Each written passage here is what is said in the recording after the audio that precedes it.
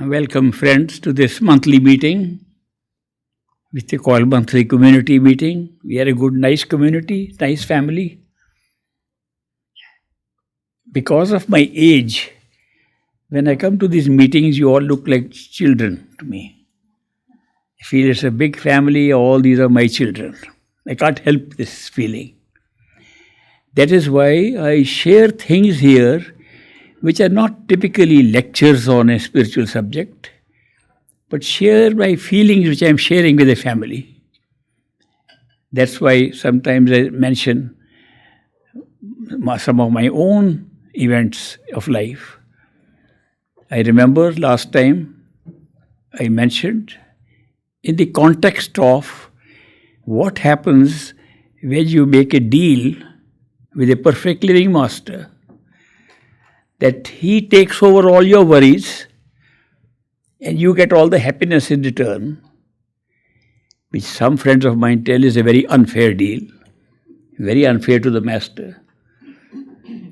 But it's a working deal. For a master to take over all your worries is easy. For you to give up worries is very difficult. That's why deals fail. Otherwise, if you really stop worrying, master will take over all your worries. Now, the implication of that people thought was that they don't have to do anything in life. It's all changed, the karma is changed, all taken over by the master. And I mentioned last time that is not true at all. Karma still plays out exactly as it was supposed to play. But instead of worrying about it, you just go through the karma cheerfully, wonderfully, enjoy it. Both ups and downs. The ups and downs still remain. But the worry is transferred and you feel happy that somebody else is taking care of you. So I experienced this in my life, I shared it. That this deal I made at a very early age with my perfect living master, great master, Hazur Maharaj Baba Sawan Singh, and it has worked throughout life. In November, I'll be 92. So I'm not just talking of a few years, I'm talking of a whole lifetime. A whole lifetime it worked that I did not have to worry about anything. And I was constantly aware that my master, who I can imagine and my imagination even see, is taking care of all my worries. This was the real meaning of the deal. But I got so many emails. We want the same deal because we have to work very hard now. Our job is very hard. We want a deal so we don't have to work. That is not the deal at all. So I was clarifying this last time. In the clarification, I said, like anybody else, I worked very hard on my jobs. I got sick. I got surgeries done. I am a half artificial person now. Artificial knees made of titanium. Some part of my mouth now made of titanium. My ears, I don't have the artificial ears right now because I'm not going to listen to you. I'm just going to talk to you. Eyes, I'm wearing artificial eyes. That means I'm wearing contact lenses. So all this happened like anybody else would go through. No change in the karmic pattern at all. I had an accident in Rome. My young son, 4-year-old son, died in the accident. Most people would be very concerned about that. I was not. My colleagues, I was able to explain to them what death means while the body is lying there. They said, aren't you? You must have gone crazy. That's why you are not mourning and grieving. I was also injured. I still have a mark of a broken arm. I broke my arm like anybody else would in an accident. No change in the karmic pattern. When I came back, it was in Rome, in Italy. When I came back to Delhi, my mother-in-law, also disciple of Great Master, came to me and said, how can you remain cheerful after the death of your son, the only child at that time? How could you be cheerful? I said, I have a deal. I don't have to grieve or worry. Great master is taking care of that. I said, your master is taking care of that. She says, but my relatives are going to come to the hospital to see you. Will you be able to make a sad face for them? I said, that I can try. So I tried to make a sad face, but sometimes a little smile came up because I said, I'm acting very poorly. That is the meaning of that deal. Karma does not change. You still go through it, but you have the capacity to cope with it cheerfully, and you have the capacity to work it out much better than what the mind normally wants to deal with it. It's a transformation in ourselves. It's not difficult for a master at all to take over. The difficulty is on our part to keep the deal. If you start worrying, somebody comes and says, can I have a deal? I say, yes, let's have a deal. He goes out, will the deal really work? And that's the end of the deal. He's worrying about that. He's worrying about whether the deal will work. Other worries will continue. I also mentioned that I am very bad financial manager. I have debts upon my head. And I happen to say that I am planning to sell my house. It's a very nice house. My wife doesn't want to leave it at all. She says, you have been on transferable jobs, you are moving from place to place. I used to decorate a house and then we would move. This house is my last house. So we have stayed here for a long time. She has remodeled the house, built many extra rooms, including a very private space for me. We call it the den. Beautiful house, but I'm going to sell it to pay off my debts. The moment I said that last time, within the next few days, I got a number of emails from my friends. You are settling all the doubt. Does that mean you are going to leave the body? Are you going to die? That's why you're settling these amounts. There was no connection between the two. I was just mentioning that like anybody else, I am living exactly a life like anybody else with my own karma. No change. So when they said, oh, because you are selling the house, okay, we'll help you. Without selling the house, we can help you. I said, what am I going? I'm not going to carry the house with me. In fact, I don't need 6 bedrooms.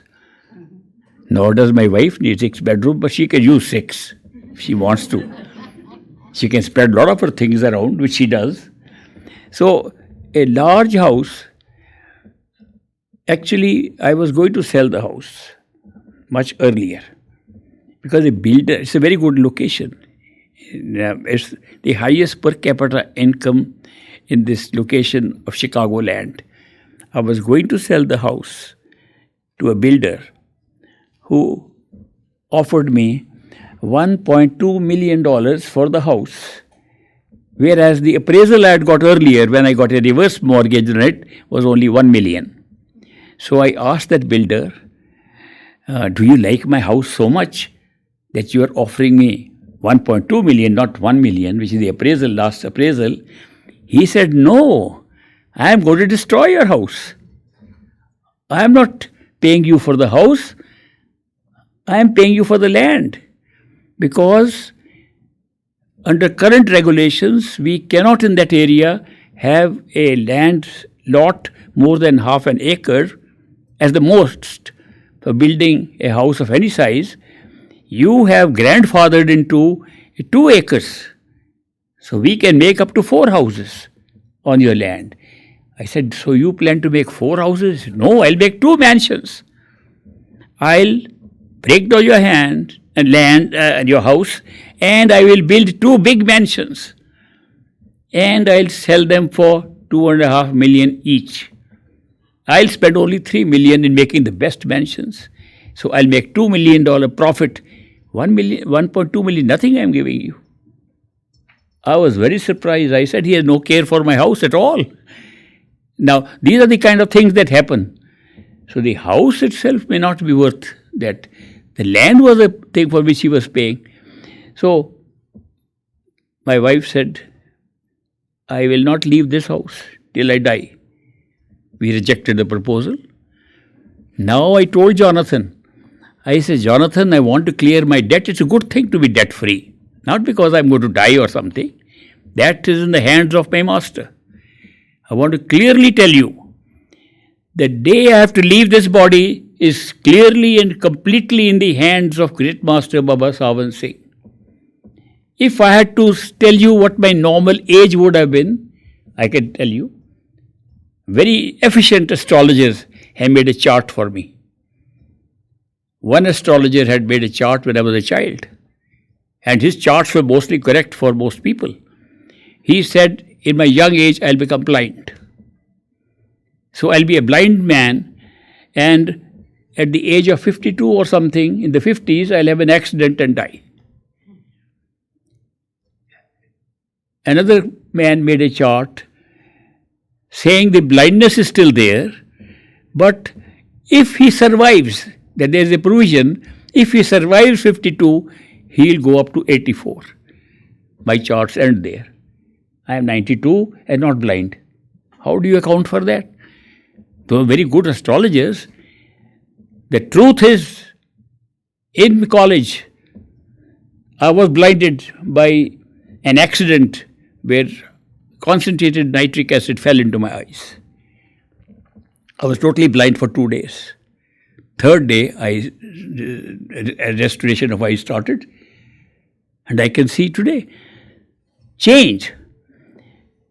Now the karma was still paid, but lightened by Great Master's intervention. After that, I survived an accident where I could have been killed. I did not get killed, but I got injured. Karma was paid, but it was made little lighter to how I could cope up. Why was it made lighter? Why didn't I die? I asked Great Master, what happens when you intervene? He says, when you are doing some seva for me, I can give you extra time, and I've given to certain people, he told me.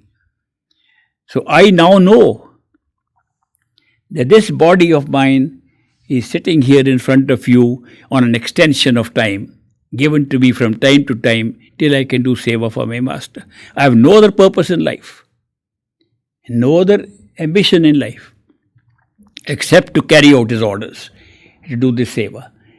I am mentioning these things because please understand that when a heavy item of karma comes, difficult for us, Master do intervene. They don't cancel it. They make it more bearable. They make it possible to cross it and move on.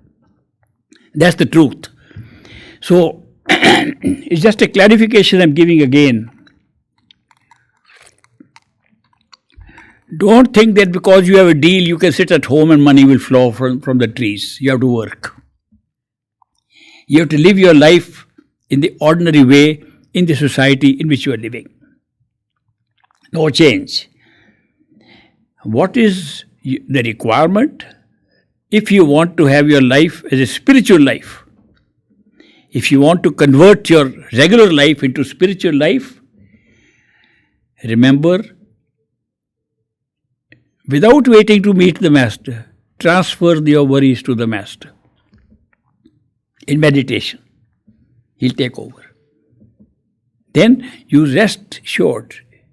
Every day get an assurance if you are not sure that worries are in the hands of Master, not you. Your life becomes different. With the same karma, it becomes different. Secondly, do not create more attachments. We already have plenty. It's the attachments that have brought us back to this life again and again. All reincarnation is because of attachments. If you had no attachment, you wouldn't be here. Leftover attachments of one life lead to another life. And we keep on holding on to things here, knowing fully well nobody has been ever able to take what we are holding on here at the time of death. Nobody has ever taken it. And yet we accumulate so much stuff. We have attachments with people, with children, parents, friends, and we think that is love. It's not love. It's just that you have an attachment. In attachment, there's a difference between attachment and love. I'll tell you this. In attachment, you think of both yourself and the one to you whom you're attached, the thing to which you're attached. I love my child. I am aware of myself and my child and what the relationship is, attachment. I love my car. I and my car, both in my mind, attachment. I love my house. I and my house, both two connected. Always two in attachment. In love, only one, the beloved. When you fall in love, you forget yourself. Only the beloved stays in your mind. True love is where ego gets pushed back, the I-ness goes back, and the beloved's experience becomes so strong that at that time you forget who you are. You're all concerned with what you are holding on. Now, most of these attachments are with people. It's easier to get detached from property, more difficult to get detached from people. So that is why if you want to practice not having attachment and yet live in this world, the question comes up, you are a family man, you have children. How will you take care of your children if you are not attached to them? How will you take care of children if you don't love them? Well, there is a very good answer given by Great Master. He said, no matter at what position you are placed in life, consider your obligations as duties you have to perform. Duty is very different from doing something out of attachment. Perform your duties to your children. Who lays down the duties what you should be performing? The society, the environment in which you live. Because every place on the planet is different. People live differently. Whatever your understanding is, based upon the traditions, culture you are living in, and you understand this is my duty to do to my children, to my parents, to my friends, to my job, do everything as a duty. Not say, because I love them, therefore I am doing it, that creates attachment. The very important thing. Do everything as if you're doing your duty properly, to the best of your understanding. You don't create attachment, you don't create a new karma. Old ones, we have to pay. Old ones, how do we pay old ones? When things happen, good or bad, say good clearance, I paid off. Just like if you owe a lot of bills and every bill you pay, you feel happy, I'm paying off my old debts. Pay off all your old karmic debts by realizing that whatever is happening in your relationship with anybody, it's a clearing of old debts. We do not meet anybody, we do not have any event of life without karma. Karma is a very big subject to study. Huge subject. How karma is created, how karma is paid off, how it's recreated again. Every time something happens to us in relationship with somebody and we react to it, we create a new karma. Can we really stop reacting? Yes, we can. If you have constantly this thing in your mind, I am settling my accounts, you do not react. And the karma ends there. The moment you react and have an action in your mind, I'll take it out on this person, I'll do this thing.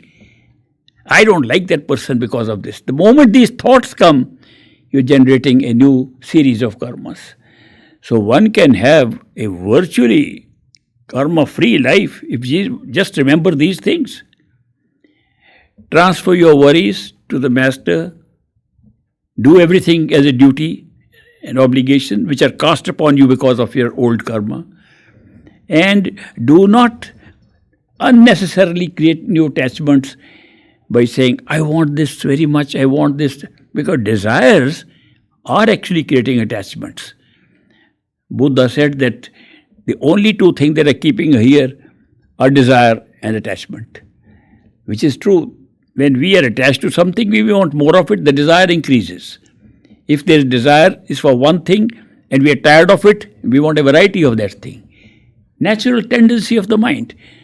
We have to keep a watch on the natural tendency of the mind and see that we change these things, you will have a spiritual life, a real true spiritual life. And a true spiritual life makes it so easy. You'll be surprised at how difficult we are making our life just by these things, by attachments and by worrying. Worry is one of these strange things that we worry about things which need no worry. I had a seminar once in Zurich, I remember, on worry. I said, tell me what are the points on which you normally worry?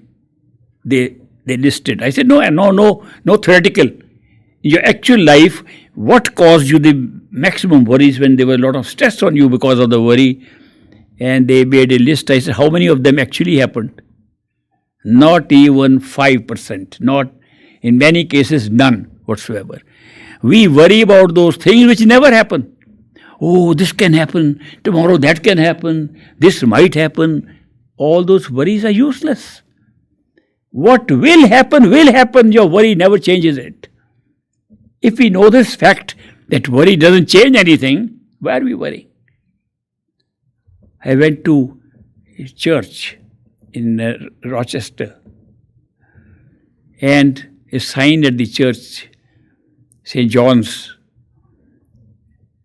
said, worry is praying, it's a prayer. Worry is praying for failure.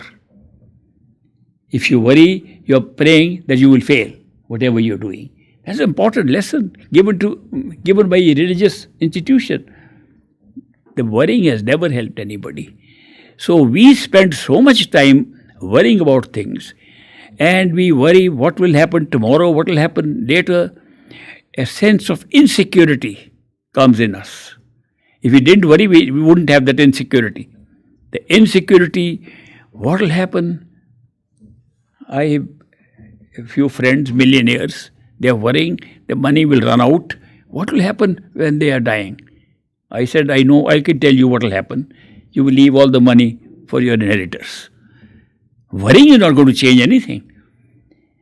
They worry about things which are never going to happen.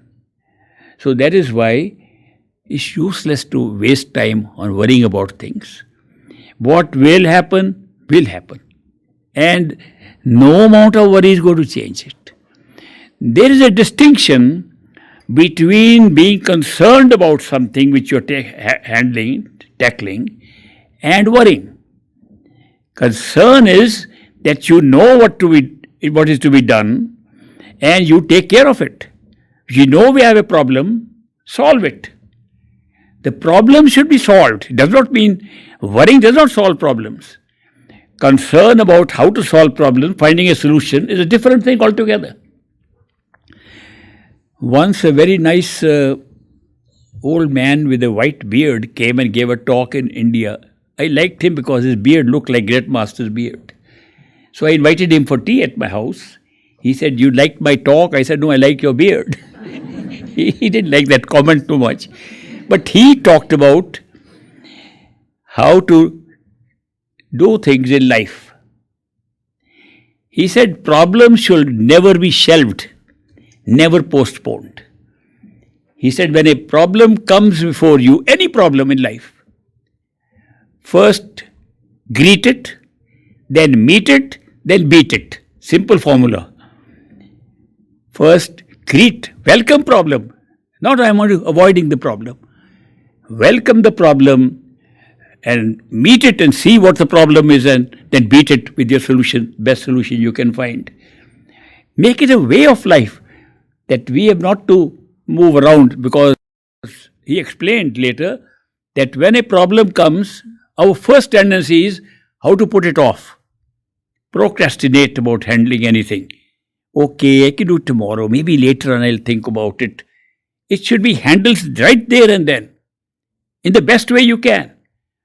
Because if you are able to see karmic patterns from above where they were made, you will see the solution will be exactly what you do, no other. No matter how much you plan, even the solutions you find to your problems are also predetermined. It only the mind thinks like that. How are these karmic patterns made? How are we looking so different from each other? It's a very interesting point. that we are all human beings. We have lots of things in common in our bodies, in our minds, in our thinking, in our sense perceptions. Lot of common things, and yet we are all different. Our faces are different. I was surprised to hear the other day our ear, shape of the ear is different. Our thumb impressions are different. Our little pattern in the eye, on the iris, is different. Completely.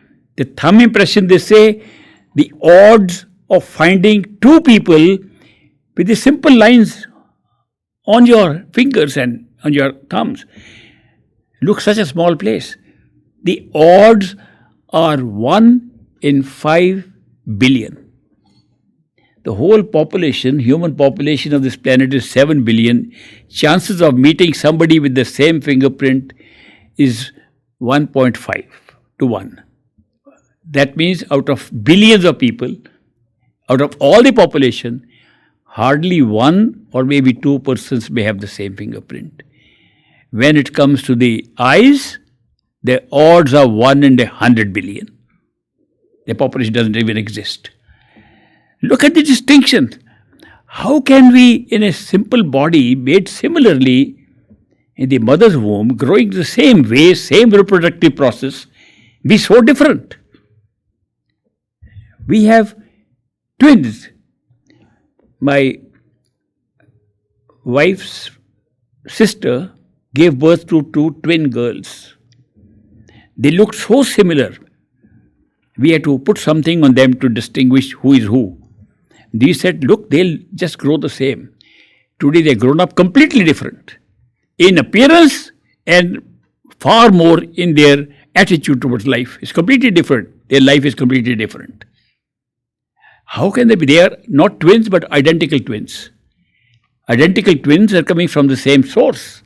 So when you see how is the distinction taking place, we have to go to a place where these destinies are manufactured. As it happens, that place is accessible to us. Where is that place? Inside our heads. Not outside. It's inside our heads, inside our consciousness. We don't look at it because we don't look inside at all. We only look outside. Outside are differences. We don't see where differences are coming from. If you were to just go inside, 2 steps inside. 1, concentrate your attention so much inside that you forget you have a body. Then what will happen? You still imagine you are there. Have you noticed that you are always imagining you are there? You can imagine you are flying, you can imagine you have come here. That imagination of yourself never goes away. The imagined self of yours is a little more beautiful and handsome than the outside, because that's your imagination. The imagined self of yours still has eyes to see. Imagined self of yours still has ears to hear. Imagined self of yours is exactly like this body, but it's not real, it's imagination. Now, if you can just hold your attention within yourself to just be conscious of your imaginative body, it will be a great experience, because you will suddenly find the imaginative body of ours has far better sense perceptions than the physical body has. You can anytime close your eyes and read a newspaper with very fine print. In imagination, it's very clear. And that's not, we call it imaginary because we think the only reality is our physical body and the physical world. If you can forget that for a moment and look only at your imaginative self, which indeed is the astral self. People think astral self is something else. No, it's just the use of your perceptions without body is the astral self. If you can get that, you have a great opportunity in that imaginative body, in the head of the imaginative body, to see what is inside there by putting attention in the head of the imaginative body. See, it's very simple. We made it difficult because all our attention is outside. If you can pull your attention to the imaginative inner self and put your attention in the head of that, you will see the great factory where destinies are being manufactured. And we are sharing one of those destinies. It's amazing how the whole thing, our whole life program, all events of life are being made up in our head in a small little place which we can discover ourselves. What will happen if you are able to reach there? That's called the causal plane, that body that we still have. More than imagination, it's a body that we experience without a body form, without sense perceptions, full perception without sense perceptions. That body form has all the knowledge of the creation of the universe. You'll be surprised that the whole universe we are experiencing here is coming from there. It doesn't look like it that our own head is creating this universe. This universe is nothing but an experience of sense perceptions. The inner one is also nothing but our own imaginative sense perceptions. Third one is the creative power sitting inside us. Good to go and see it. If you go there, you find that destinies that we are living here are merely a play of recorded memories. That we can generate memories and put them into a capsule. People have experimented in the physical plane and they have put suggestive memories in the head of people hypnotically or by powerful suggestions, and those people have believed that is their actual life. So it's not a very big thing. So when you put a complete set of memories, I sometimes give an example like a DVD. A DVD is also a play. Let us say there's a DVD of a drama that takes place, and when we play it, it plays in 1 hour, 30 minutes. Long play, 1.5 hour play. When DVD is sitting here, is sitting in zero time or is sitting in 1 hour, 30 minutes? Zero time. The whole play is sitting in a DVD, the whole play is in the DVD in every second, every moment. It doesn't require it to be present and examined by us as a DVD for 1.5 hours. But only when we play it, it plays continuously, creates the time of 1.5 hours, events come and go. Our life is based exactly on that. The memories that are collected for the DVD, which lets the pattern of life, are all in zero time and zero space. Only when you play the DVD, we get into space and time, which we are experiencing right here. It's such a strange thing to know. Our mind can't even understand sometimes. How is it possible when our experience of reality is all here, that is being generated from inside ourselves? But if you go to that second step, you'll find out, yes. Then can we change that? If we can, that means sometimes we don't like our play here. We don't know how we chose this life if we chose it. Somebody must have forced it on us. We would have chosen a much better life. We would have been much richer, much more happier, much better relationships, better partners, better good business, lot of money. That's what we would have chosen. How come we chose where we are sitting in? The truth is we never chose this. We just decided to play a DVD. When you play a DVD, you don't choose your life. You choose a play. You never say if the DVD is high or low, it's your life. It's the life of a play that you are watching.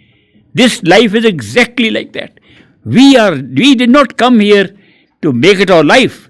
We came here to play a life which we can observe and enjoy. How come we forgot this thing?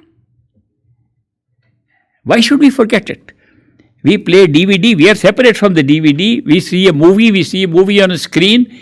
How come over here we don't have that opportunity to see it separate? No, we have a full opportunity to see it separate, like a screen.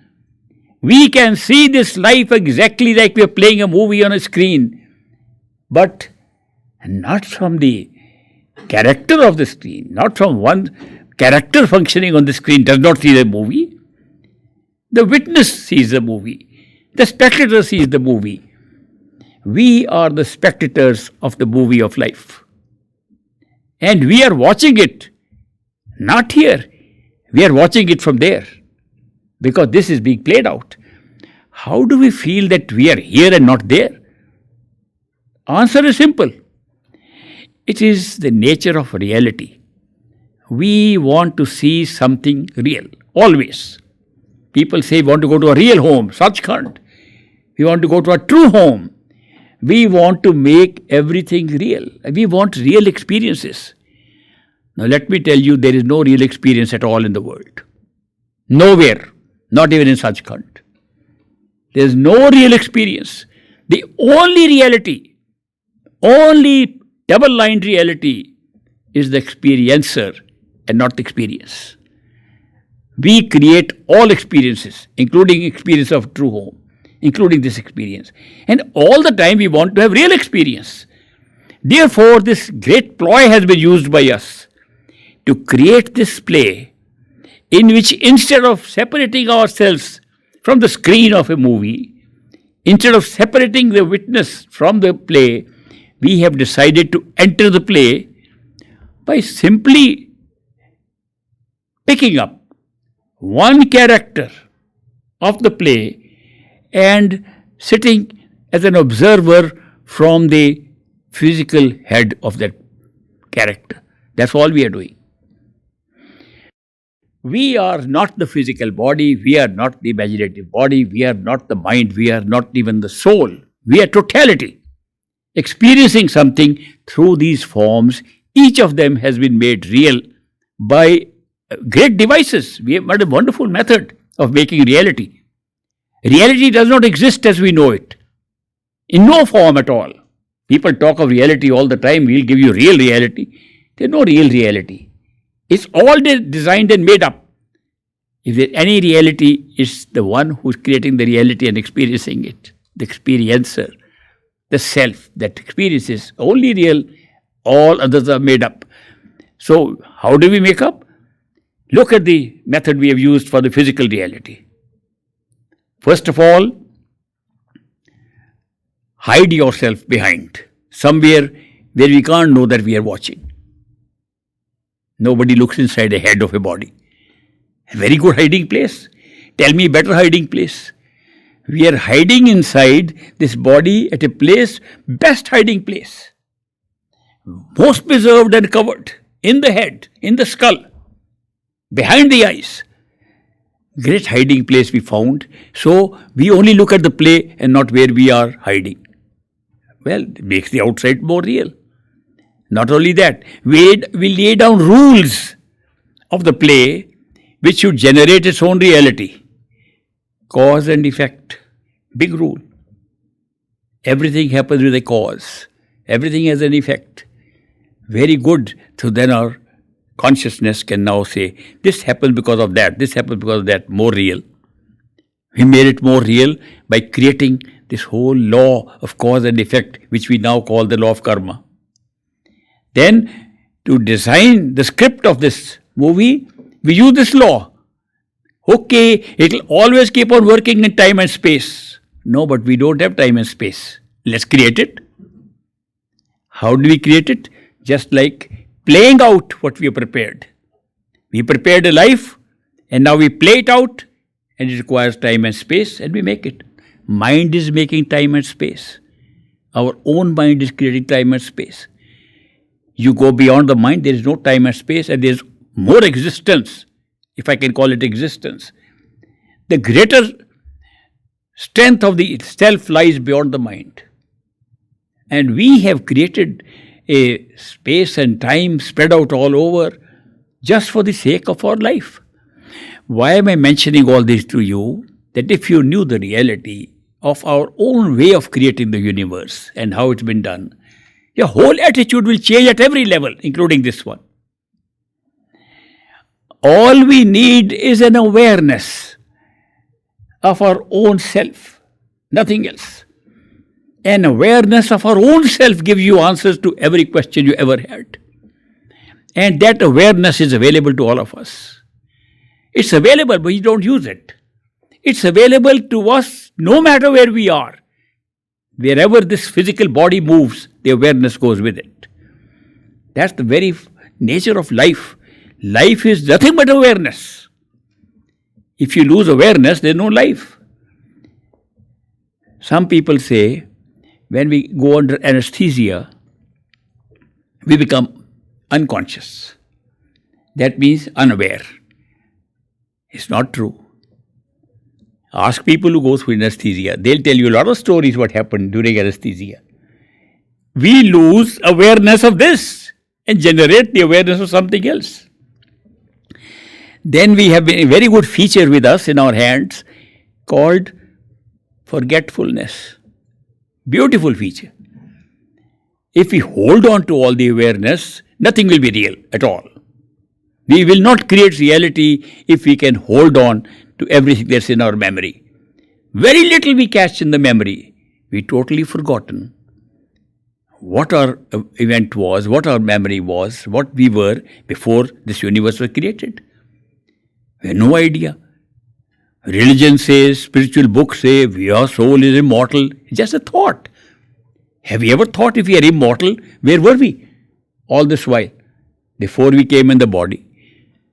Immortality will include even trillions of years is not enough for immortality. Even infinity is not enough for immortality.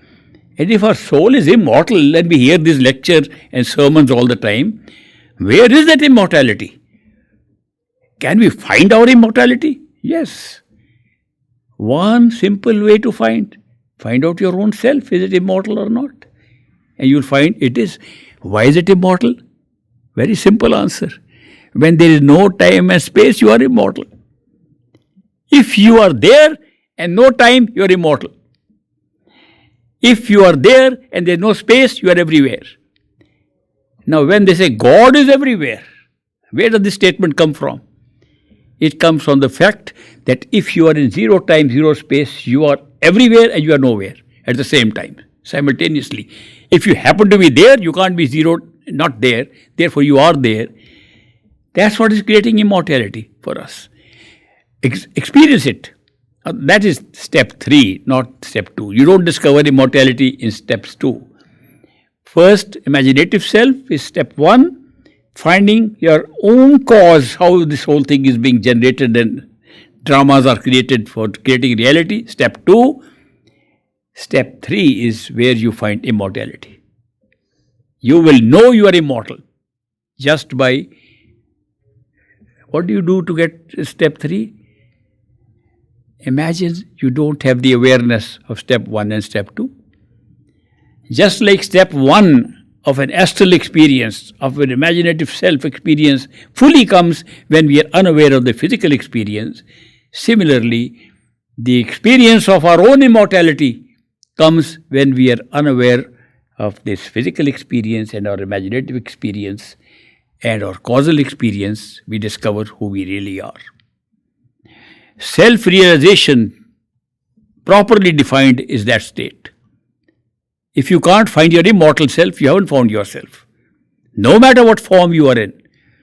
If you haven't found how you can be immortal, you've not found yourself. True enlightenment will be to discover who you really are. Because it's the self that generates experiences and generates words. It's worth seeing it. It's worth knowing who we really are.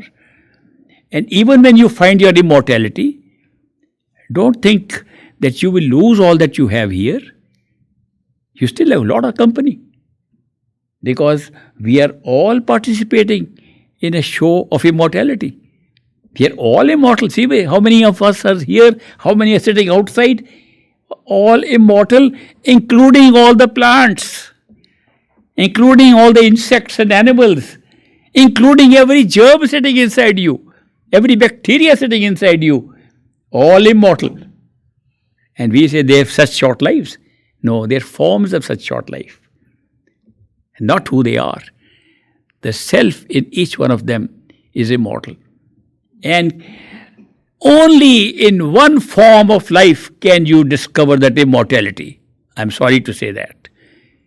Out of what they count as 8.4 million forms of life, only one form has the ability, opportunity, and all the facilities required to discover that immortality happens to be the human form. What distinguishes the human form from all other forms of life is a strange experience, very strange, but completely common and known to everyone, called the experience of free will. We decide what we want to do. We decide to pick this or pick that or not pick at all. This is amazing that we are the only ones. Everybody else lives in their pre-programmed life. Every other form of life is born, grows, dies. Never decides, should I do it or not do it? No other form of life. Neither plants, nor insects, nor birds, nor animals, nor angels, nor gods. Well, we can understand these plants and insects not thinking about things and just living their life according to the instincts built into their program. What about angels and gods? How come they lose their free will? They have consistent awareness of what is going to happen. They don't make decisions at all. They go with it also, like plants. Can you imagine we worship these gods and the gods have less power to make decisions than we have? At least how we feel. Now that's another issue. Do we really have free will?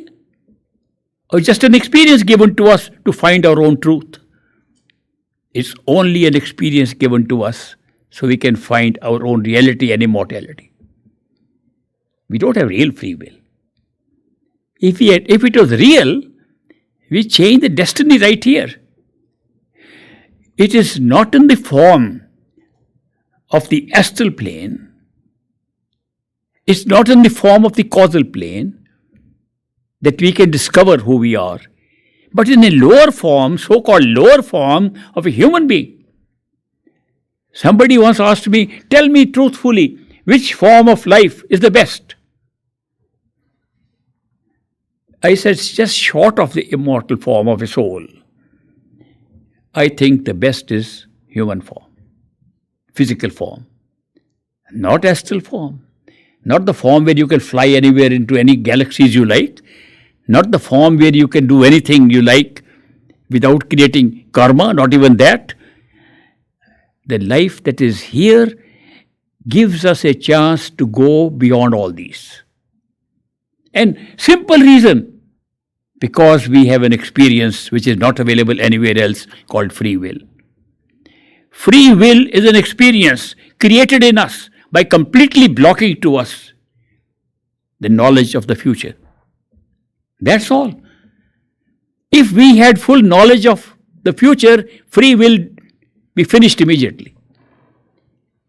Free will makes us feel we can change the future. Now, when people look at destiny, they think destiny means what events will happen in the physical world. That is not destiny. That's only a very small part of it. Major part of destiny is how you will think, how you will rationalize, how you will use logic. That is predetermined. These physical events are much later. How you will think, reason, and take decisions, that is pre-programmed. That's the basic destiny. When we are here, the experience of free will only comes because of our reasoning in the head. Oh, I think let me see what I should do. This is better, this is not better. Okay, I'll do this. Thinking mechanism, what makes us think, wow, I thought out a good solution. I had these options to make. I made this decision. I made it. I made my destiny. That's how we feel. That's called free will. Now, if we go and look at our karmic pattern, we'll find we thought exactly like that.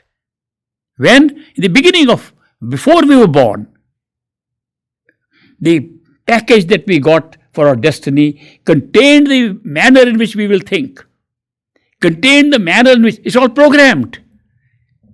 It's the manner of thinking and making decisions is programmed. Now, is it a guesswork I'm making?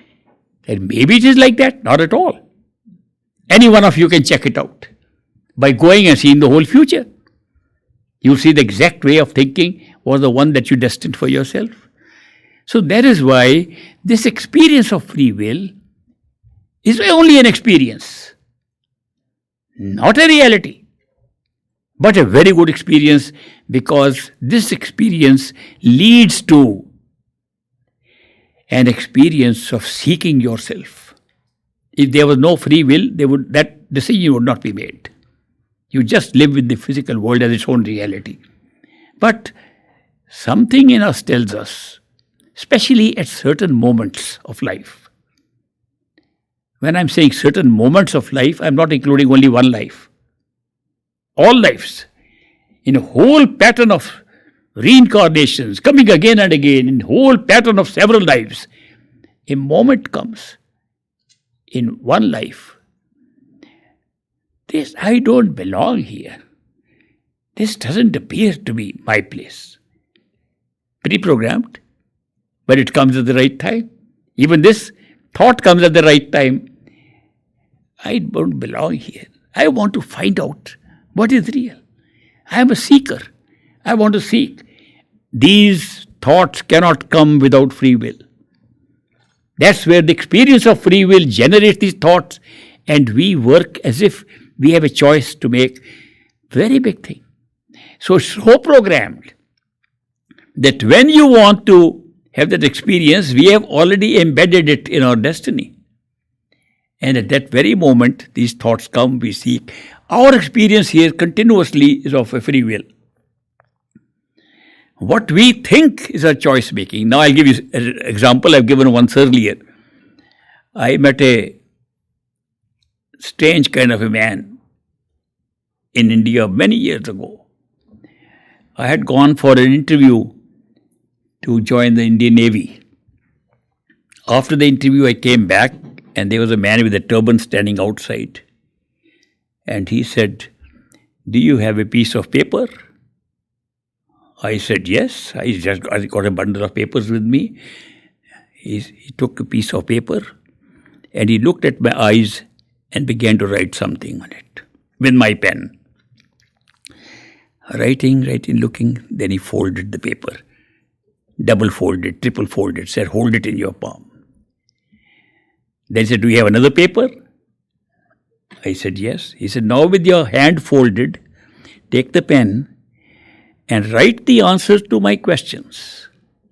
So I'm holding that little paper he wrote earlier in my hand, and he says,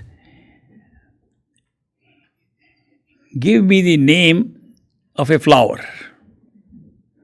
I said, "I know this trick. The most popular flower is rose." He's expecting me to write rose. I'm going to call off his bluff for today. I'm not going to write rose in any case, and I'm going to write the name of a flower he may not have heard of. So there's a jasmine flower goes in the north, not in the location where I was. So the Indian name, Punjabi name for that is Chameli, Chameli. I wrote Chameli. He said, "Now write a number between 1 and 10. I said, "Another bluff. Everybody writes 5. That's the middle number." I'm going to confuse him. I wrote 3. He said, "Write your date of birth." I wrote 1926. He said, "That's not your date. That's the year. Write your date." So since I had already written the year, I wrote after that, November 26. He said, "Open that little paper I gave you earlier." And now this paper I put aside, opened the paper. It said Chameli. It said 3. And it wrote my year of birth first and then the name. Identical. I said, "This is not possible." Because when he wrote, I had not even thought of these things. I had not even decided how to answer. How could he write that which I had not even determined in my head? I said, "I am totally nonplussed by the way you have done. How do you do it?" He said, shall I first tell you something more? I said, go ahead. He said, when I asked you to write name of a flower, you said in your head, he is thinking I am going to write rose. He knew even that. Therefore you wrote chameli. When I asked you to write a number between 1 and 10, your thought was, he is expecting me to write 5. Therefore I will write 3. He repeated all my thinking. I never spoke a word. That was the greatest proof I ever had that not only everything is predetermined, but your thoughts are predetermined. The manner in which you select things, the manner you make a choice is also predetermined. He could guess in advance how I will answer his questions, including the reasoning behind it. He spoke up all that. So I asked him then, please tell me how you do it. He says, we have a certain guru, and we are called bhatras. We are a small group of people, we call bhatras. Very few are left now. And we practice a meditation by which we learn how to see a person who's in front the next 5 minutes of his life. And we just write it down, we protect. If you can know the next 5 minutes of a person's thinking, can you imagine how much the independence is of our thinking? Another person who I never met before should be able to write all that. The truth is, we don't have to go to that man, a bhatra, to find out. Go within yourself and see everything that's going to happen in your life written prehand. The way you will decide things, the way you are doing, there's no other way, second way. We all decide in the same pre-programmed way in our head. Our thinking is pre-programmed. That's destiny. So destiny, when we talk of destiny, we sometimes think it's only a matter of who we will meet, who will marry, where we will be born, where we will die. These are minor events. The real destiny that's created, the DVD that's created, is how we will make choices, how we'll think, how we'll rationalize our choices. Interesting to see this. And this is all happening at the causal plane, which is accessible to all of us. Requirement: become temporarily unaware that you have this physical body by withdrawing your attention closer to yourself in the head. Become unaware of your sense perceptions by becoming still closer to yourself, and you will discover the truth of what I have stated today. Test it out. This is not something that I am presenting a theoretical model of the world. I am presenting a possibility that exists for all of us. If we are true seekers of the self, if we are true seekers of the nature of creation, if we are true seekers of the Creator, who is God, who is the real Creator, go within yourself and you'll find it. I'll take a break. You also enjoy a little break. There's some snack somewhere. I can't see it though. So I'll come and see you back at 3:30 again. So enjoy your snack and your break. I'll come and join you.